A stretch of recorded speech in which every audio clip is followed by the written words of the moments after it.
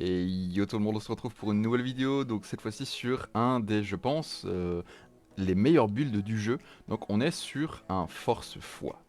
Je vais vous expliquer un petit peu les statistiques et ensuite on attaque direct et je vais vous expliquer pourquoi ce build est absolument incroyable. Donc toujours dans les méta, je suis niveau 138 comme la plupart de mes personnages. On est ici sur une base de vagabond. Donc le vagabond, c'est ce qui me permet d'avoir le plus de vie au départ, le moins d'intelligence, foi et ésotérisme. C'est un très bon starter pour tout ce qui est build centré au corps à corps. Donc 60 en vigueur parce qu'on veut toujours se rapprocher des 2K, de manière à ne pas se faire one shot. 10 en esprit, mais j'aurais aimé avoir un petit peu plus, ne serait-ce que pour bénéficier de plus d'incantations. Mais comme je joue la plupart du temps au corps à corps, j'ai préféré investir un petit peu moins.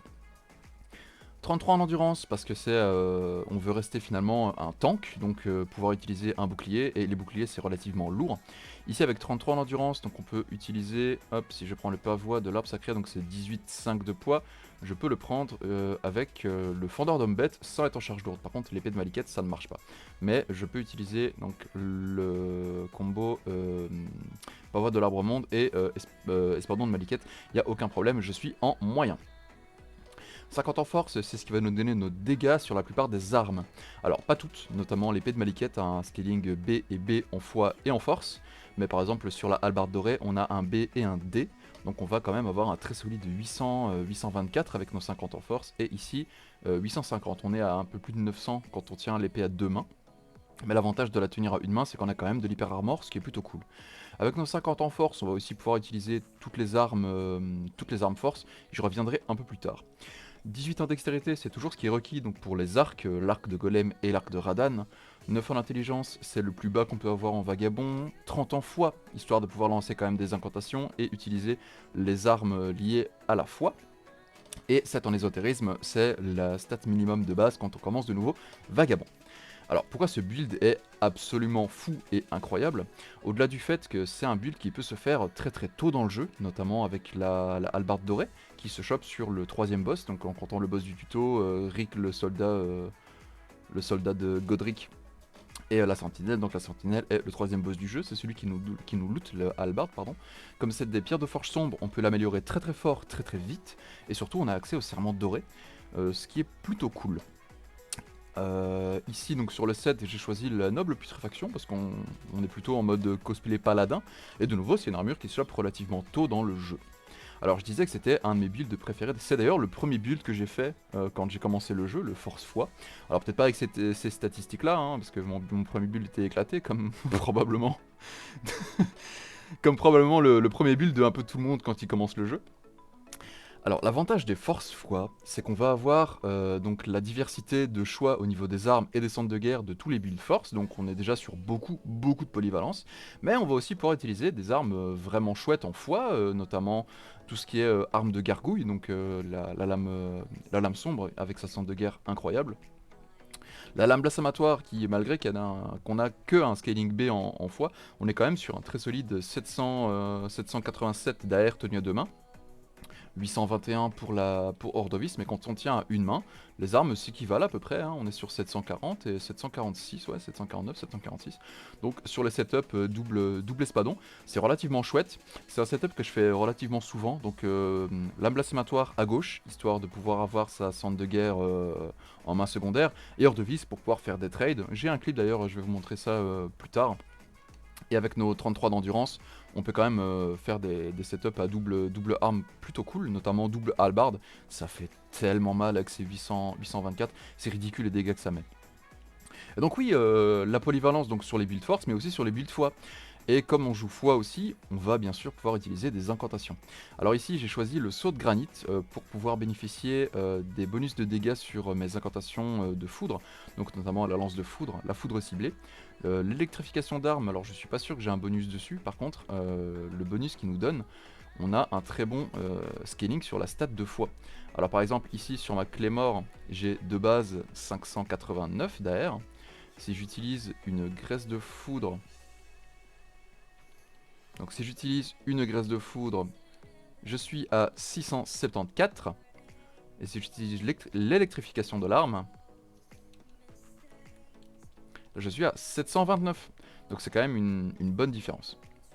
Là ça va être super intéressant, notamment sur la Claymore avec pétilement orageux. Ça c'est un setup que vous connaissez si vous suivez la chaîne. Pour les autres incantations, donc on est tout ce qui est classique d'un paladin, si je puis dire, hein. Donc la bénédiction curative, alors j'ai pas pu prendre la grande bénédiction parce que je n'ai pas beaucoup de foi. Et surtout j'ai pas assez de mana pour la lancer. Donc la bénédiction curative c'est un buff qui régène des PV sur la distance, un petit peu comme la vitalité bestiale. Un soin seigneureau, juste au cas où, pourquoi pas. Et la superbe bénédiction électrifiante du dragon. Alors ça c'est vraiment chouette. Au-delà du fait de nous mettre une aura de foudre plutôt stylée sur notre personnage, on va avoir un effet de durabilité, si je puis dire. Si quelqu'un me frappe en tenant une arme à une main, son arme va rebondir, un petit peu comme sur les mineurs dans les mines. Et donc c'est relativement sympa si vous battez contre quelqu'un qui joue avec un setup double épée par exemple. Donc on est pareil pour à peu près toutes les situations. Alors faire super attention par contre en utilisant ce genre de truc. Par exemple ici j'ai les pieds dans l'eau, j'ai une résistance foudre de -14 parce que le buff va nous diminuer nos résistances foudre. Alors si je me mets que j'ai pas les pieds dans l'eau, là je suis à -4 de résistance foudre, c'est vraiment pas conseillé. Mais comme c'est un buff de type corporel, on va pouvoir l'annuler. Par exemple si je prends un crabe, qui est aussi un buff corporel, ça va m'annuler mon effet et donc je récupère mes résistances foudre et là je suis à 22. C'est un petit peu la même chose avec la chair exaltée, c'est un buff corporel aussi, on ne peut pas cumuler le crabe et la chair exaltée. Donc si vous avez par exemple un adversaire qui frappe en foudre, enfin qui a un setup double épée, et ensuite vous remarquez qu'il frappe en foudre, ça peut être le moment de prendre un crabe. Alors attention avec ce setup, le problème que j'ai eu au début du jeu, c'est qu'en fait j'ai tellement d'armes que je me suis retrouvé moi-même donc dans les situations où je me dis ok cette arme-ci ne convient pas, il me faudrait peut-être quelque chose de gros dégâts histoire de dire recule, reculer tous le temps de me soigner, ce genre de trucs. Par exemple on a la frappe ardente ici, ou alors on a l'excellent espadon d'Ordovis, on a aussi la hallebarde draconique, ce genre de trucs. Vraiment accès à des centres de très très gros dégâts. Et en fait comme j'ai beaucoup de choix, eh ben, mon temps de réaction est parfois un petit peu plus lent. Donc je vous conseille de sélectionner peut-être 5 ou 6 armes, histoire d'avoir quand même accès à pas mal de trucs au niveau de la polyvalence. Ou alors vous gardez juste espadon d'Ordovis, lame blasphématoire comme setup, c'est relativement propre. Au niveau de l'armure, donc je suis sur l'armure de la noble putréfaction, parce que c'est un cosplay qui est plutôt sympathique, c'est aussi une armure qu'on peut choper très très tôt dans le jeu, et bien sûr la capuche festive en altéré. Alors j'aurais pu mettre l'armure, j'aurais pu mettre le home de la putréfaction, ici il est en altéré, sinon on a deux espèces de petites, deux espèces de traits rouges qui viennent du casque, et ça rajoute un côté un peu sympa, sauf que je me retrouvais bloqué avec l'endurance, et être en charge lourde c'est vraiment pas conseillé. Pour les talismans, donc toujours le fragment d'Alexander, parce qu'on va jouer beaucoup avec les centres de guerre. Et donc le talisman du mouflon pour renforcer notre équilibre et avoir la statistique d'hyper armor en plus. Donc en temps normal pour trade sur un espadon quand on a nous-mêmes un espadon en hyper armor. Donc qu'on met un coup, il nous faudrait 73 d'équilibre, donc on a 67 ici avec le talisman. Et avec le, oui, avec le talisman, donc il nous faudrait 55, donc ici avec 67, on est nickel. L'arsenal de la grande jarre, donc ça c'est surtout, c'est pas pour l'armure comme d'habitude, mais c'est surtout pour le bouclier.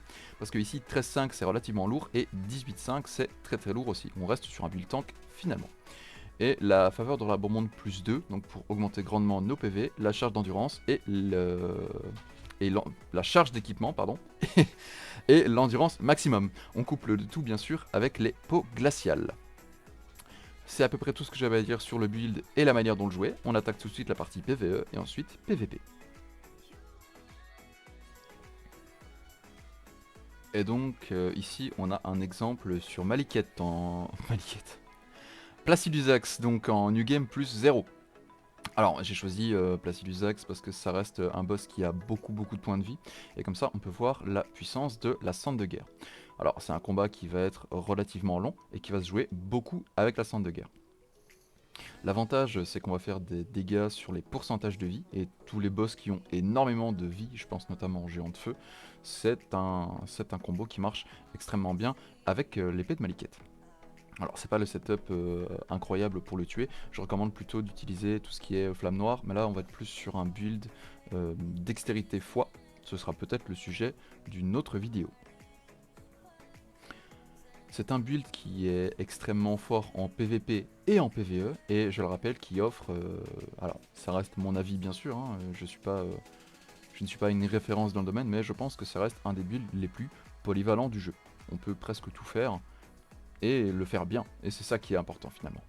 Un autre avantage du build de Force Foi, c'est que c'est un build qui va se renforcer au fur et à mesure du temps. Ici on est sur un niveau 138, mais c'est un build qui marche aussi très très bien sur un build par exemple niveau 200.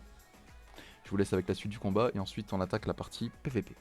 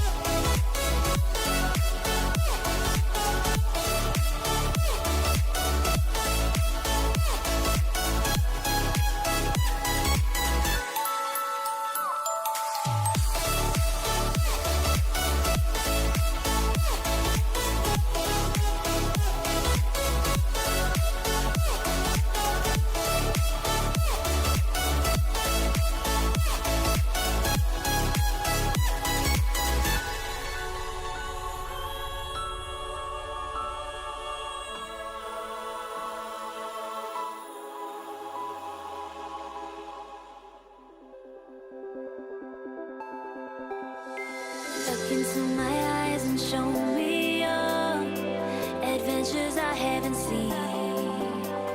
Taking all the life, it hits the spot.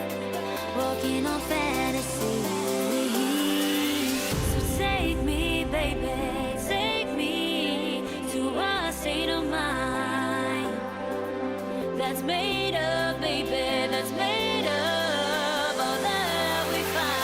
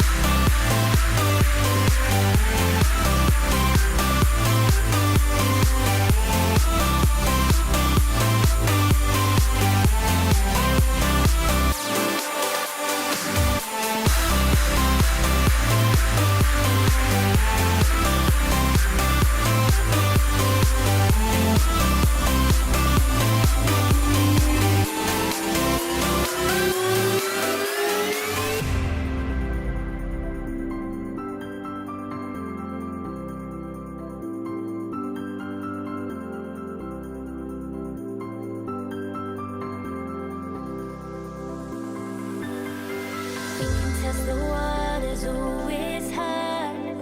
I think we're getting close.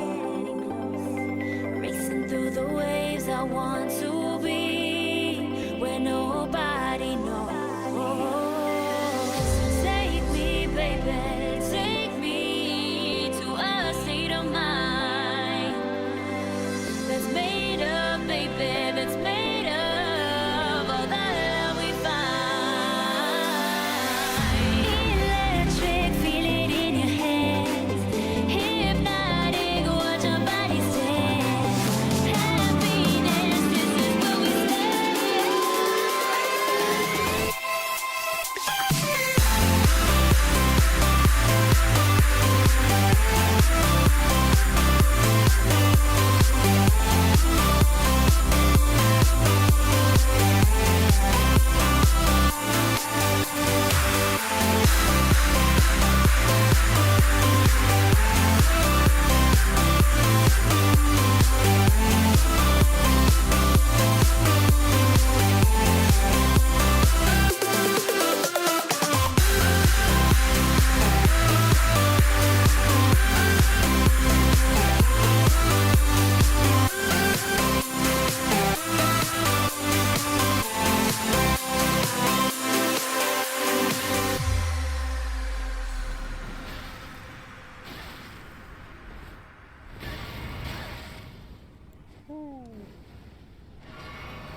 Attends, j'ai la même chose, je prends la même que toi.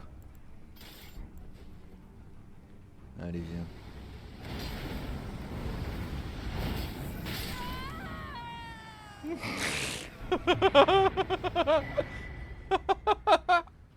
Ok, ça c'est un bon clip. Là, je vais en faire quelque chose.